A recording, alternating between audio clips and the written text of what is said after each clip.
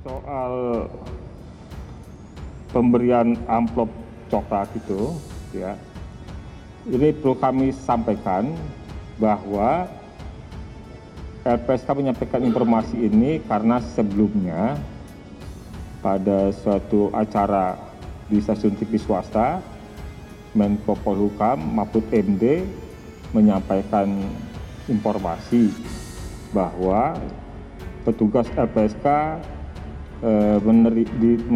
diberikan 2 amplop coklat. Peristiwa itu ketika itu kami menemui Kadipropam karena Kadipropam mau mengajukan permohonan perlindungan untuk Ibu PC. Setelah pertemuan dengan Kadipropam, salah satu staf sedang melakukan sholat dan satu staf tinggal di tempat itu. Kemudian ada staf dari Pak Kadipropam yang menyampaikan map berisi 2 amplop dan itu langsung ditolak oleh staf kami. Setelah staf kami ketemu Pak FS di kantornya di Propam, mau pulang itu kemudian disodori oleh staf Pak FS 2 amplop besar yang warna coklat yang diduga berisi 2. Isinya apa kami sendiri belum tahu dan mereka juga tidak tahu karena memang tidak membuka. Tapi langsung dikembalikan pada staf Sambo. Karena kedekatan Jerry dengan Sambo itu sudah lama ya, sejak bahkan Satgasus pertama zaman Pak Tito, Jerry itu sudah ada kalau tidak salah ya. Kemudian zaman Idam Aziz juga ada hubungan kedekatannya. Anggota iya. Betul itu, orang itu anggota Satgasus kok. Ya. Anggota Satgasus kok. Akhirnya terbongkar dosa AKBP Jerry Siagian jadi kaki tangan Ferdy Sambo bawa amplop tebal ke LPSK. Berikut ini para Wadireskrimum Polda Metro Jaya nonaktif AKBP Jerry Siagian dalam kasus Irjen Ferdy Sambo setelah membunuh Brigadir Nofriansah Yosua Huta Barat alias Brigadir J. Wadireskrimum Polda Metro Jaya nonaktif AKBP Ferdy Siagian ternyata punya peran besar dalam kasus Irjen Ferdy Sambo setelah membunuh Brigadir Nofriansah Yosua Huta Barat alias Brigadir J. AKBP Ferdy Siagian merupakan sosok yang terus berupaya agar istri Ferdy Sambo, Putri Candrawati, dilindungi Lembaga Perlindungan Saksi dan Korban. Dari pengakuan Wakil Ketua LPSK Edwin Patogi Pasaribu membeberkan kronologi awal mula adanya desakan untuk memberikan perlindungan kepada Putri Candrawati. Kendati begitu, dalam pertemuan tersebut tidak hanya dihadirkan oleh perwakilan dari LPSK bersama Polda Metro Jaya, melainkan ada perwakilan kementerian atau lembaga lain, misal dari Kementerian PPA, Komnas Perempuan, KPAI, staf kantor Presiden, dan ada dari LSM serta psikolog. Dari pertemuan tersebut dikeluarkan kehendak kalau pihak mengundang dalam hal ini Polda Metro Jaya untuk segera keluarkan perlindungan Putri Candrawati. Hanya saja saat itu LPSK, kata Edwin, tidak bisa mengaminkan permintaan tersebut karena memang ditemukan adanya kejanggalan atas permohonan perlindungan yang dilayangkan Putri. Terlebih saat itu, LPSK belum menerima keterangan apapun dari Putri Candrawati karena yang bersangkutan masih belum bisa diperiksa. Tak hanya itu, dalam proses pemenuhan perlindungan ada syarat yang di dalam Undang-Undang Saksi dan Korban yang belum dipenuhi oleh Putri Candrawati, termasuk sifat penting dari permohonan perlindungannya tersebut. Lebih jauh, dalam pengakuan suami Putri Candrawati yakni Ferdy Sambo mengatakan adanya ancaman yang dialami oleh istrinya. Adapun ancaman itu berasal dari pemberitaan media saat kasus mencuat. Hanya saja, konstruksi tersebut menurut LPSK bukan ancaman bagi kasus tindak pidana. Dalam keterangannya, Edwin mengatakan rapat atau forum itu sendiri dipimpin oleh Wakil Direktur Reserse Kriminal Umum AKBP Jerry Siagian. Hanya saja, Edwin tidak menjelaskan secara detail siapa pihak yang mendesak pihaknya untuk memberikan perlindungan kepada Putri Candrawati. Kabid Humas Polda Metro Jaya Kombes Endra Zulpan lalu memberikan tanggapan. Zulpan menyebut pihaknya menyerahkan segala perkembangan perkara yang berkaitan dengan kasus pembunuhan Brigadir J kepada Mabes Polri. Disinggung kembali mengenai sosok AKBP Jerry Raymond Siagian, apakah mengadakan rapat di Polda Metro, Zulpan enggan berkomentar lebih lanjut. Menurutnya, semua proses penyelidikan kasus itu telah menjadi wewenang sepenuhnya dari pihak tim sus dan Itsus yang dibentuk oleh Kapolri. Ia hanya menjawab agar kabar ini dikonfirmasi ke Mabes Polri. Sekedar informasi, AKBP Jerry Raymond Siagian telah dicopot dari jabatannya sebagai Wadir Krimum Polda Metro Jaya. Ia juga terlibat dalam pengerusakan tempat kejadian perkara. Anak buah Irjen Fadil Imron itu langsung ditahan di sel khusus Makobrimob Kelapa II, Depok, Jakarta Barat untuk menjalani pemeriksaan. Ada amplop uang tebal. Peristiwa pemberian amplop terjadi beberapa hari setelah kabar kasus pembunuhan Brigadir J mencuat.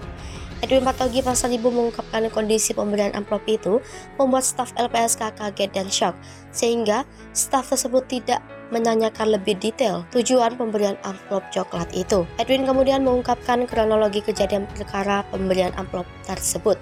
Ketika itu, 2 orang staf LPSK mendatangi kantor Propam Polri untuk melakukan koordinasi dengan Ferdy Sambo terkait pengajuan permohonan perlindungan termasuk untuk Baradae.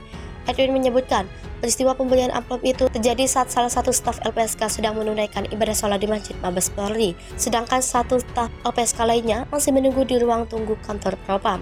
Dia mengatakan pesannya disampaikan itu berupa map yang di dalamnya berisi amplop berwarna coklat dengan ketebalan masing-masing amplopnya 1 cm.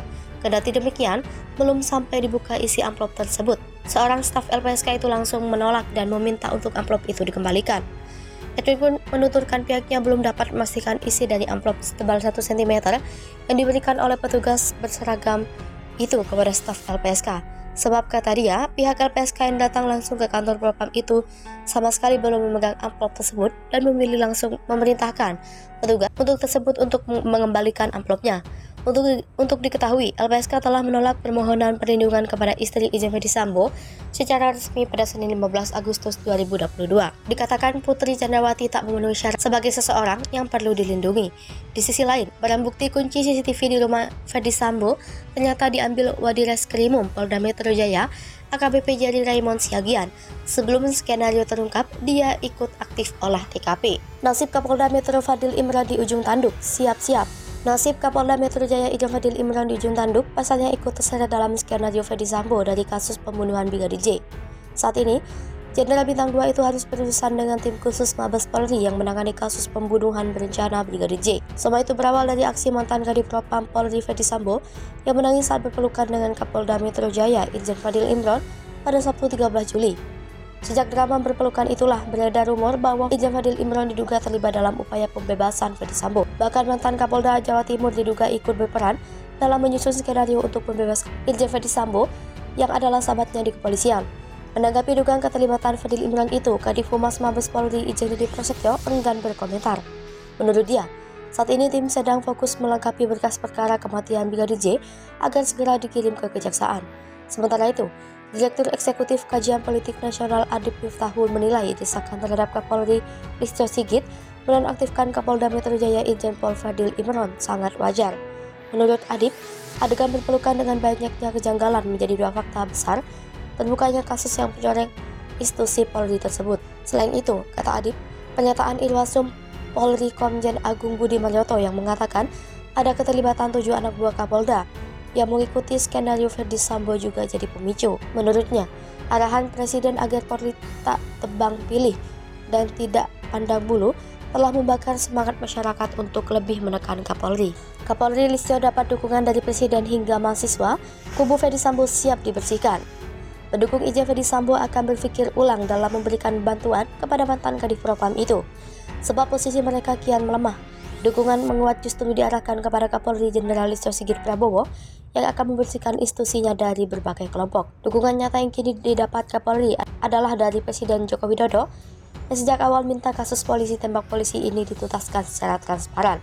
Selain itu, dukungan juga datang dari mahasiswa lewat organisasi mahasiswa peduli keadilan.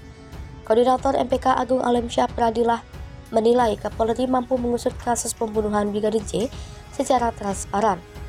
Menurut Agung, langkah Kapolri adalah bentuk implementasi dari jargon Polri presisi. Artinya, Kapolri dapat diandalkan, ujar Ketua Keluarga Mahasiswa Banten, Bogor melalui keterangan tertulis Rabu 17 Agustus 2022. Meski begitu, Agung menilai masih ada PR yang harus dituntaskan Polri, yakni membongkar motif dari pembunuhan supaya terang benderang. Menurutnya, hal ini penting agar tidak beredar banyak spekulasi mengenai motif kasus ini. Agung juga meminta Kapolri jangan ragu atau takut memberantas mafia maupun oknum nakal di internal Polri. Sementara itu, Anggota Komisi 3 DPR RI Arsul Sani meyakini sistem yang dibangun Kapolri Jenderal Listio Sigit Prabowo masih menghadapi kemungkinan munculnya perlawanan dari kubu Irjen Ferdisambo, terutama terkait pengusutan kasus dugaan pembunuhan Brigadir Yosua Huta Barat atau Brigadir J. Legislator PPP ini pun menyebut Kapolri Listio tinggal secara konsisten menegakkan sistem di internal Polri tersebut, baik yang terkait dugaan pelanggaran etik maupun tindak pidana. Sebelumnya, Ketua Indonesia Police Watch Sugeng Teguh Santoso meminta Kapolri Jenderal Listio Sigit Prabowo mengingatkan kelompok-kelompok pendukung mantan Kadipropam Irjen Ferdisambo yang diduga memberikan perlawanan dalam penuntasan kasus kematian Brigadir J. Sugeng mengatakan bahwa Ferdisambo memang cukup memiliki pengaruh di Korps Bayangkara, sebab puluhan anggota Polri ikut terlibat dalam mempengaruhi penyelidikan awal kasus pembunuhan Brigadir J. Menurutnya, pengaruh Sambo di internal Polri tak terlepas dari posisinya yang menjabat sebagai Kadipropam dan Kasatgasus Merah Putih. Namun, saat ini Ferdisambo sudah dicopot dari jabatan tersebut. Di sisi lain, Sugeng mengatakan pembubaran Satgasus Merah Putih menjadi upaya mengurangi pengaruh Sambo. Seperti diketahui, Kapolri telah mengumumkan Irjen Ferdisambo sebagai tersangka pembunuhan Brigadir J, Nofriansah Yosua Huta Barat atau Brigadir J. Diketahui, Brigadir J tewas akibat luka tembak di rumah Sambo kawasan Duren 3 Jakarta pada 8 Juli 2022.